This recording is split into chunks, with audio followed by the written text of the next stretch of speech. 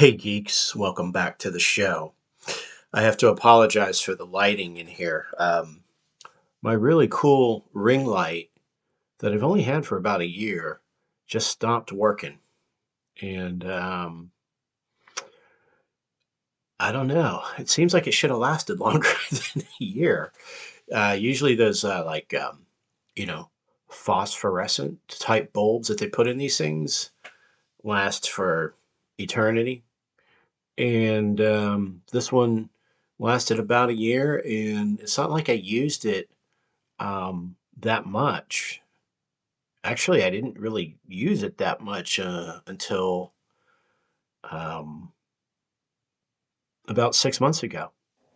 I started using it as a desk lamp as well, but it was really cool. It had that little grippy thing that you put your phone in. So some of those videos I did where we did like deep dives into Cerebus comics and Captain America.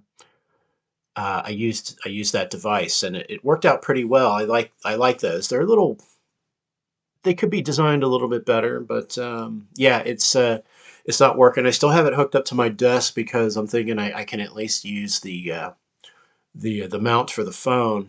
Maybe I can get some different lighting, but you can't change the bulbs on these things. Not that I'm aware of. Not the cheap one that I got on Amazon. So maybe some professional models out there you can. Anyway, anyway, I'm going to give you a dreadful unboxing video. It shouldn't take long to open this though. There is something quite interesting and unique in here. Something I've been wanting for a long time. And one of these titles I think that not many people are interested in. It's kind of an anomaly from the. There's several anomalies from the comic books, especially I think in DC Comics back in the day. They really had some oddball titles. Good packaging.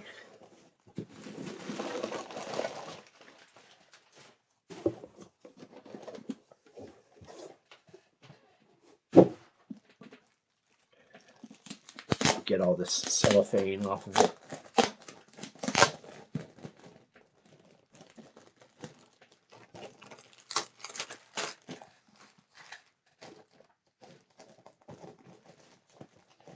It's like I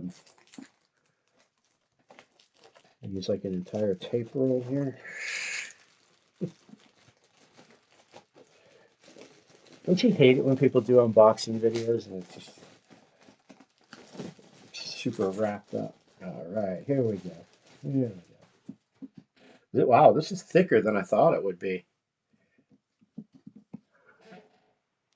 I present to you the Great Disaster, featuring the Atomic Knights. DC Showcase. So, if you're not familiar with it, and maybe a lot of people aren't, this is kind of an oddball thing from DC Comics from back in the day. This is the Great Disaster, says the back cover. What's the back cover? Oh, that Sea Devils one and Strange Adventures. I want those too. Oh, and Rip Hunter Time Master. Anyway, to the business at hand. The warning signs were everywhere, yet in the end, no one could stop it. The Earth was devastated by weapons of mass destruction, and now the planet's few remaining humans must fight to stay alive. A struggle made all the more difficult by the rise of a terrifying new society of mutated animals. Enter the Atomic Knights, a gallant assemblage of heroes who combine the weapons of the past with the technology of the future to defend mankind from the threats of this post-apocalyptic age. They are joined by the legendary demigod Hercules newly returned to the mortal realm to help the knights bring order to a ravaged world. All of these spine chilling stories are collected here for the first time in a single volume, together with the classic Day After Doomsday series of short stories, reporting on the immediate aftermath of the disaster. This is the Great Disaster. Pretty thick. Yeah, so I think this is kind of a loose string of stories and titles from DC that I believe ran perhaps in the mid 70s into the 80s. Let's see if we've got any info. These DC Showcase presents are usually pretty good at giving dates. So yeah, yeah, this is actually pretty detailed. Let's take a look at this. So it starts out with pre-disaster warnings, and like it starts out with an issue of Weird War Tales. Then you get the Day After Doomsday. You get the Atomic Knights, and the God's Return, which is a lot of those issues of Hercules. And then, of course, if you didn't know, Kamandi is a big part of the Great Disaster.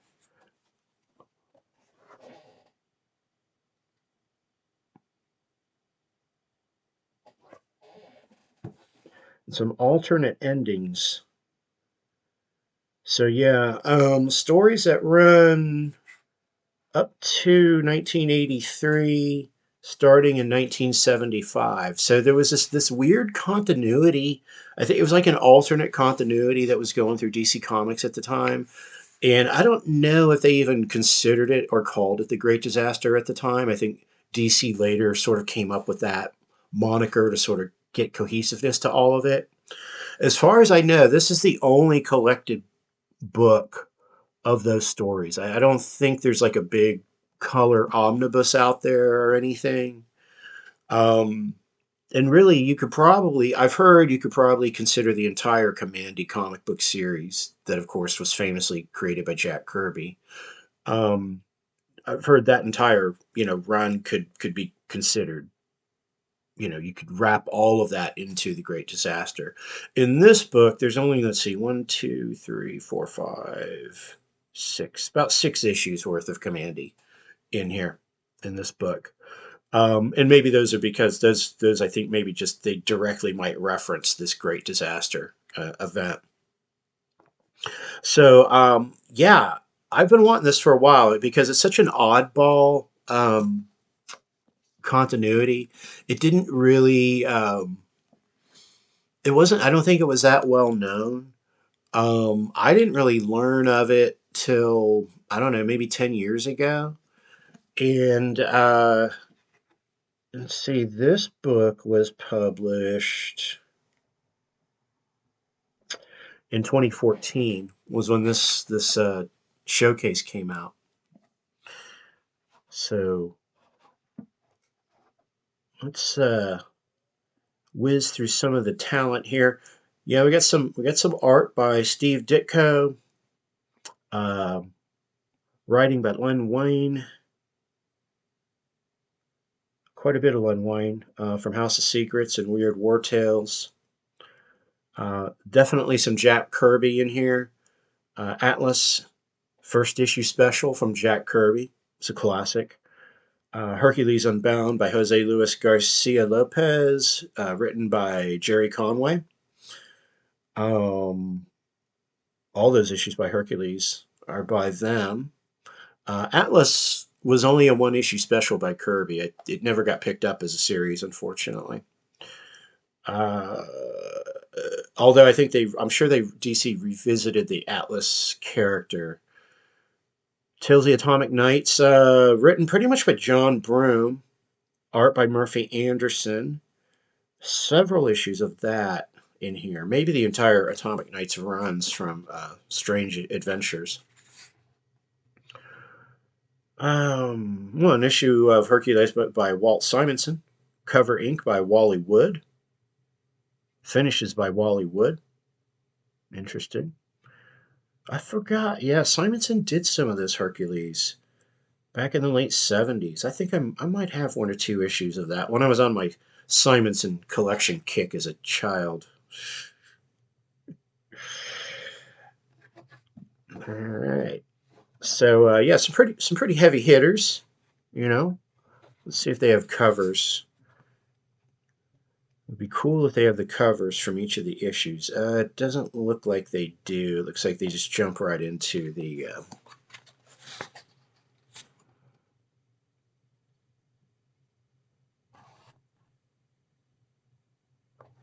So the day after Doomsday was where it started. It was just kind of your weird post-apocalyptic.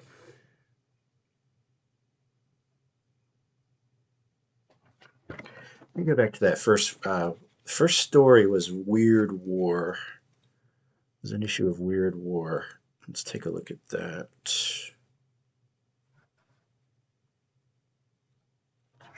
The so-called pre-disaster started in Weird War Tales number 42. Unfortunately, there's no cover.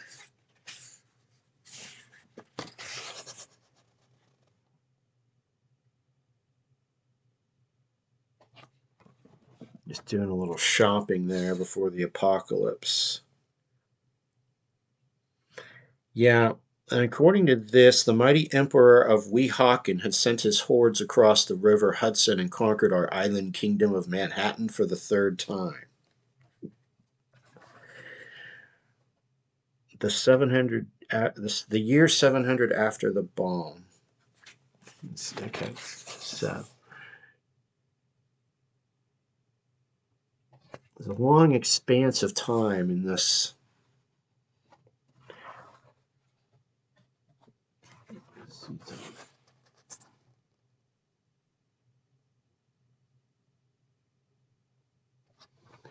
Some issues of the Atomic Knights.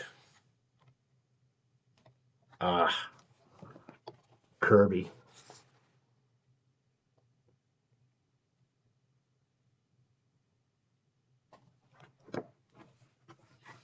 See if the cover of that one is in here. Ooh, look at this page.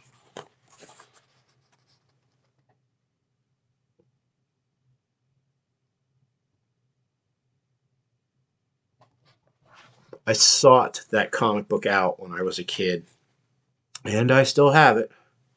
Oh gosh, man, Kirby's art is just I just can't get through one page without.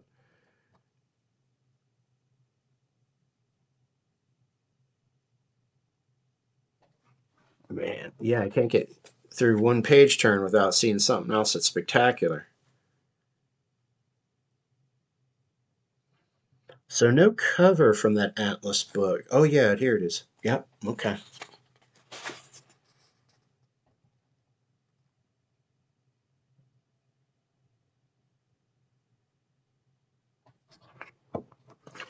Yeah, I love looking at this Jack Kirby art in black and white without color. I mean, I love it in color.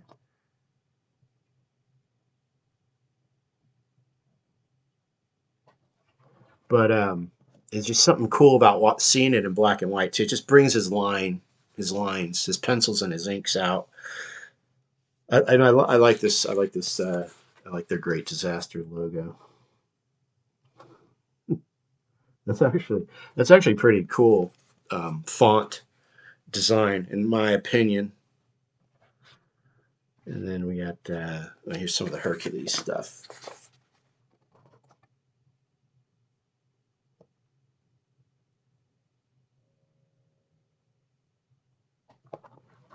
Yeah, it's going to be interesting to read this and kind of see how it all sort of loosely fits together. – – – – – – – – – – – –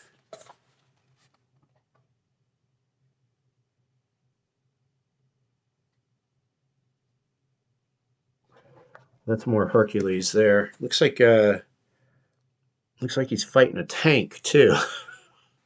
And you know that makes sense because that was the thing. There was you know, it was the aftermath of the downfall of our technological 20th century industrialized society, and then you had like all of these mutant animals, but also sort of like these demigods like Atlas and Hercules, and then you had, you know, Kamandi the boy warrior.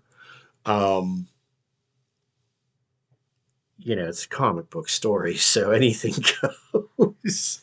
What's really cool about the Kamandi series too, if you've read it, and I haven't read all of it, um, but there are like there's one issue in particular I read, and I can't remember what issue it is, but they make allusions to Superman, um, being this sort of mythical hero. So this is kind of like they're trying to set it up to where this apocalypse happens after the age of superheroes. You know, when there was a Superman, um, and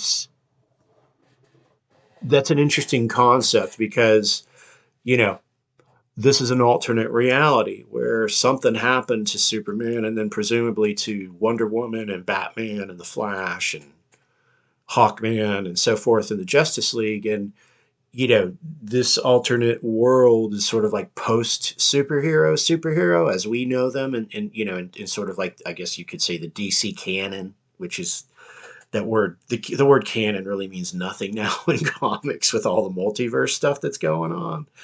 But, yeah, I don't know. It's sorry, I thought I might have stopped my video there. But yeah, I don't know. It's an interesting concept. It's interesting to sort of this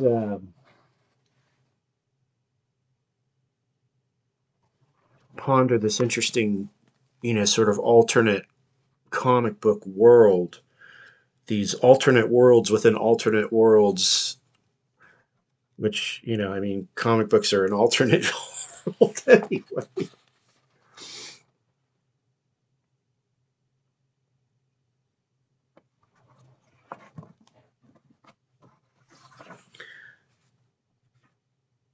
Hmm. Oh, I wonder. I might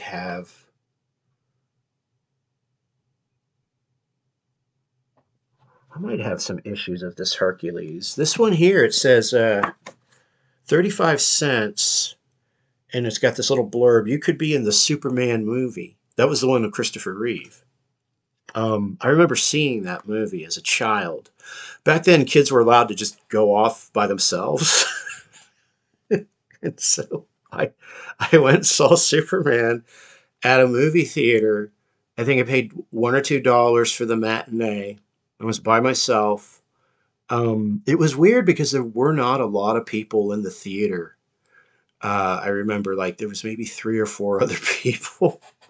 I loved it because I was like, "Oh, this is cool! Like, there's you know, there's nobody here, and it's not going to be like distracting or loud or anything with the people." And um, I'm trying to remember where that was at. My 78.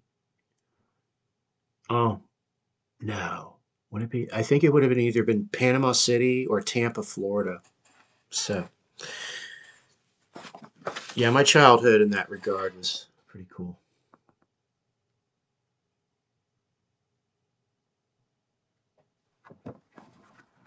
More Hercules. I like the artwork on this. Who do we say did it? Oh, Simonson. You know what's interesting about this too is it's early Simonson.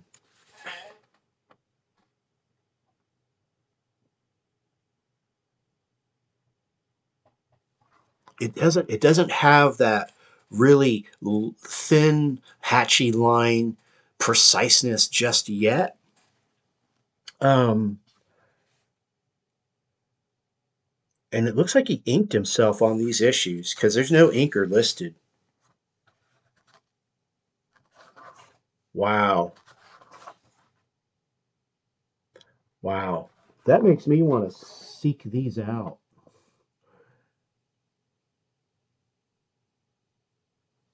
I'm sure there's a TPB in color out there somewhere. I wouldn't be surprised if I've got some of these issues. Good God, this art is amazing.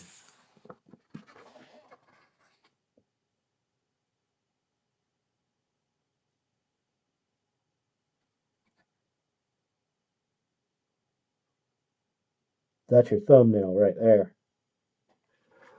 Man, what a treat. What a real treat. Just lightning in a bottle, man. All right. Then near the end, we get into some of these Kamandi stories. Pablo Marcos is the penciler, so I don't think they got into any of the Jack Kirby issues reprinted in this book. No. Oh, I see what they were doing. So in the Kamandi comics, they had a backup feature called Tales of the Great Disaster. Okay, that's what these are. So we're not going to see any actual Kamandi stories, but these do take place in the world of Kamandi, and the world of Kamandi is the world of the Great Disaster. Yeah, all right.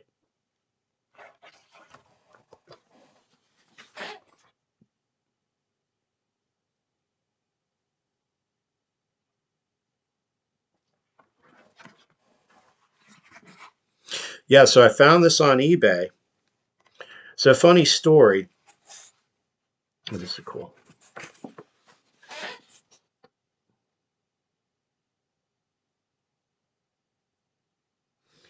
Getting chased by a flying saucer. Getting chased by a flying saucer. Who needs AI when you've got me?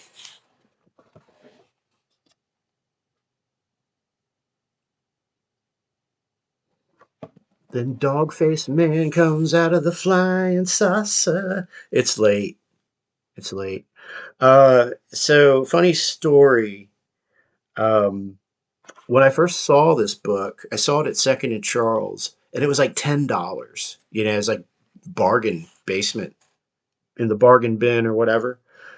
And at the time, I was like, I don't know anything about the Great Disaster, but it looks kind of interesting. But I don't know. I didn't, for some stupid reason, I didn't end up picking it up at that price. I think probably I figured I had enough for the day.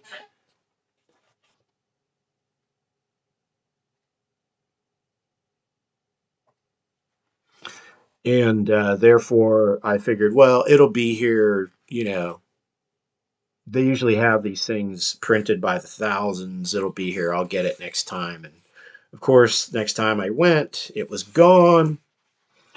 And then, so it was one of these ones that got away, and I was like thinking about it.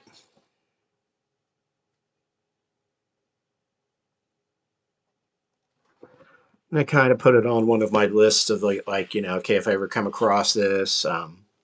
But finally, I just got to the point where I didn't see it anywhere. It just wasn't popping up, after 2 or 3 years.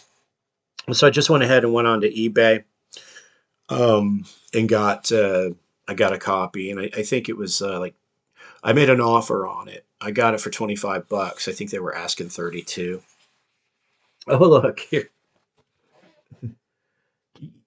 You can't have DC Comics without some Superman appearance. The Atomic Knights and Superman, a startling preview of the Great Atomic War of 1986. Well, that makes sense because in the 80s, we were very afraid of an all-out nuclear exchange between the Ruskies and the United States.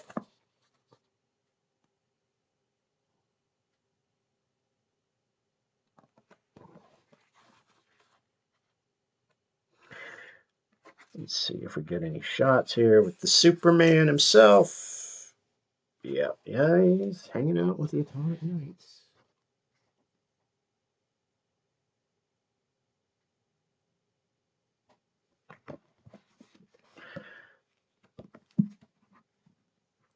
Yeah, very cool.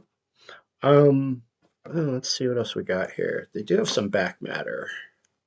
I appreciate some good back matter. Yep, Earth After the Disaster, Chapter 2 in the continuing guide to a confusing continuity. Well, at least they admit it. Um,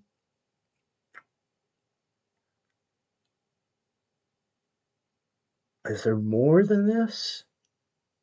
It sounds like there is, and so they're trying to explain it in this 2-page spread.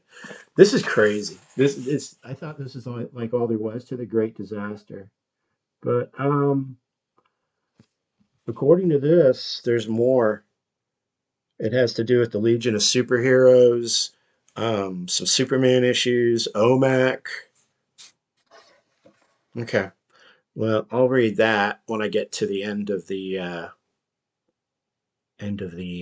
book. Very interesting. So technically, this continuity could still exist inside of DC. They don't. They never. It's not an Elseworld. Like they never advertise it as an Elseworld. It could be. I guess they could call it an Elseworld now, but they didn't have Elseworlds label back in '75. So yeah, it's 573 pages, 575 pages. So very cool, very cool. I'm gonna start reading that soon. What else? Along those lines, got a $10 copy of The Man Called Nova, Volume 1. This is one of those Marvel Essentials. Very similar format to DC Showcase Presents. These are also black and white.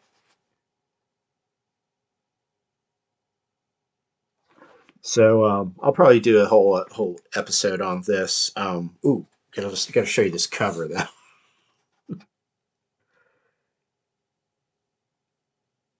That that looks like Kirby. Did Kirby do that cover? I loved Nova back in the day. Now I don't know.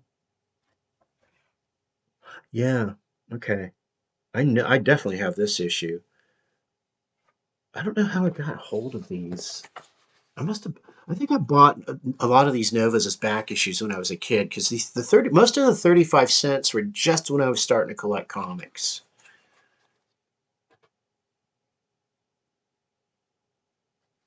But I was buying Nova off the newsstands when I got into it, and I think I wanted to go back and I don't know what issue I started at, but I wanted to go back and collect all of them. Oh, check it out, Fantastic Four. He's with the Thing.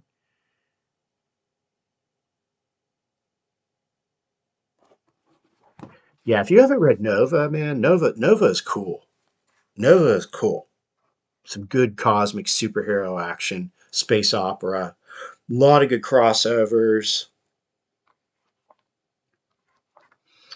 I know they're trying to do something with Nova on Disney Plus. I think I don't know if that's ever going to happen. I mean, they could have done it with Guardians of the Galaxy, but they didn't really. They had his home planet on in the movies, but they didn't really the Nova Corps and all that. But they didn't get into Richard Rider for some reason. And there's a new Nova now too. I don't know who that is, but I know Richard Rider is always going to be Nova to me. All right. Well, we'll save that Nova for another episode, and we'll keep this under 30 minutes. Maybe the algorithm will pick it up. Don't forget to like and subscribe. Because if you like what you see here, I've got comics that are kind of out of the way, not really playing to any algorithms for the most part. I'm not going to talk about the new Captain America movie. I might later. I don't know. I haven't seen it yet, but I do like the fact that it made like 200 million already, which, despite YouTube's best efforts to destroy it, they didn't succeed. I kind of had a feeling it was going to be an all right, modest hit. I think there was a lot of goodwill left over from Deadpool and Wolverine. So yeah, I'll probably see it in the next couple of days. I think I'm glad that it did well. Um, I don't think it doesn't look like it's that bad of a movie like everyone is saying it is. So is it fantastic? Is it great? Probably not. Is it as good as Winter Soldier? No. You know, Civil War, no. So anyway, It's but I'm sure yeah, it's entertaining. It's entertaining enough. Anyway, I said I was going to talk about Captain America, and I did. So that's all I've got. Um, until the next one or the next time, stay geek.